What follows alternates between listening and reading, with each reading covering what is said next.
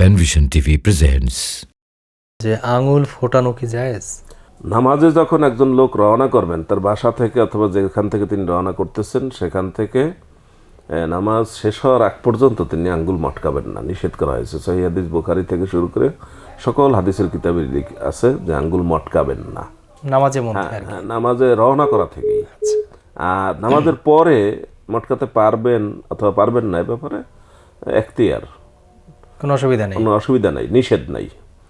তার যদি এমন হয় যে তার হাতে যন্ত্রণা তৈরি হয়ে গেছে বা ব্যথা অবস্থা, তাহলে তিনি মটকাতে পারেন, কোনো অসুবিধা নেই। সালাতে করাটা মাকরুহ, এটা বলতে পারেন। সালাতের আগে এবং সালাত শেষ করার আগ পর্যন্ত মটকানো যাবে না।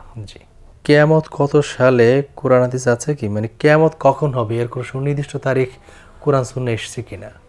কিয়ামত কখন হবে এই সম্পর্কে কোনো তারিখ দিয়ে কোরআন এবং হাদিসে বলা হয়নি। তবে কিয়ামত কখন হবে তার কিছু নমুনা, তার কিছু আলামত হাদিস শরীফে উল্লেখ করা হয়েছে, কোরআন মাজিদেও আসছে। সেইগুলো দেখে মনে হয় যেন কিয়ামত খুব কাছে।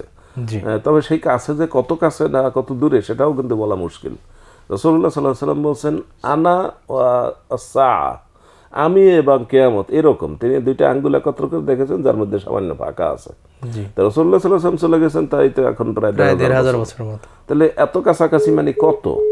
আমরা যদি আগের সময়টা হিসাব করি তাহলে সেই সময়টার সাথে এই সময়টা কিন্তু আমাদের দিন তারিখ বছর দিয়ে এটা বলা যাবে না।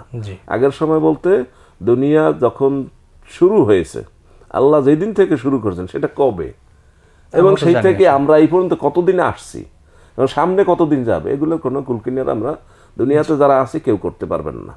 সুতরাং কাছে বলতে কত কাছে এটা বছর দিন বছর দিয়ে হিসাব করে বলা। কিয়ামত সংঘটিত হবে এটা জ্ঞান আল্লাহই ভালো জানেন, এটা আল্লাহই ভালো জানেন।